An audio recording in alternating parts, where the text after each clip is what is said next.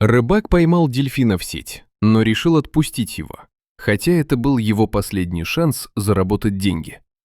Он даже не подозревал, что через неделю дельфин вернется, но не просто так. В тот день он сделает то, что навсегда изменит жизнь рыбака и спасет ее. Старый рыбак Хулио всю жизнь прожил у моря.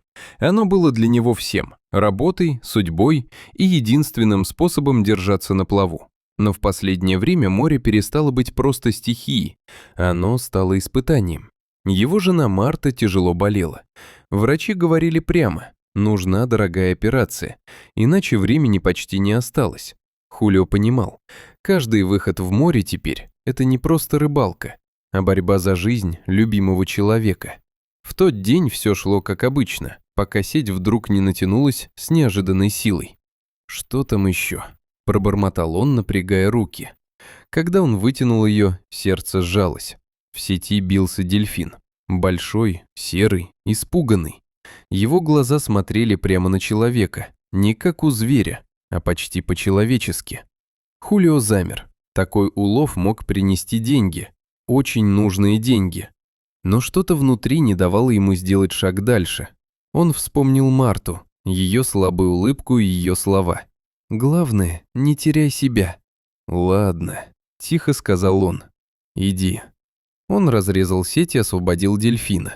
Тот на секунду замер рядом с лодкой, будто запоминая его, а затем исчез в глубине. Вместе с ним исчез и весь улов. Хулио остался ни с чем. Прошла неделя. Денег не прибавилось, а тревога только росла.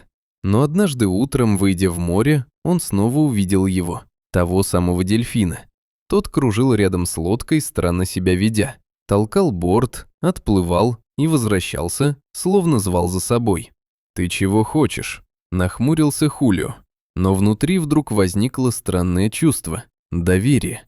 Он вздохнул и повернул лодку вслед за дельфином. Через час небо резко потемнело. Начался шторм.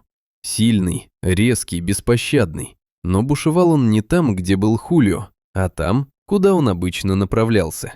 Позже он узнал. Лодки, шедшие тем маршрутом, попали под удар. Некоторые едва уцелели. Хулио стоял на берегу и смотрел на море, понимая простую вещь. Дельфин спас ему жизнь. Но на этом все не закончилось. Однажды вечером к нему пришел человек из прошлого, Себастьян. Он знал старые грехи Хулио, те, о которых тот хотел забыть. «Тебе нужны деньги», – спокойно сказал он. «Я могу помочь, но ты должен кое-что сделать».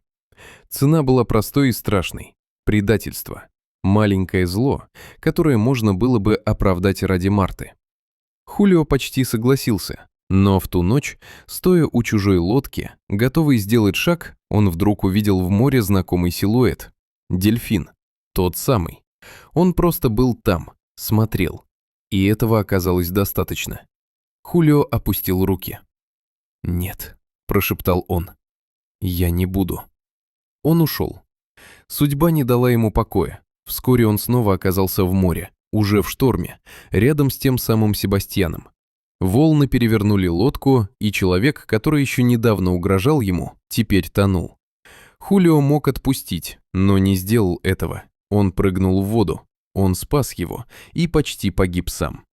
Когда силы окончательно покинули его, и тьма уже накрывала сознание, он увидел знакомое движение в глубине – дельфина.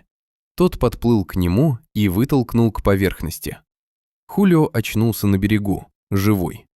С тех пор многое начало меняться. Появились деньги, помощь, надежда. Будто сама жизнь решила дать ему еще один шанс.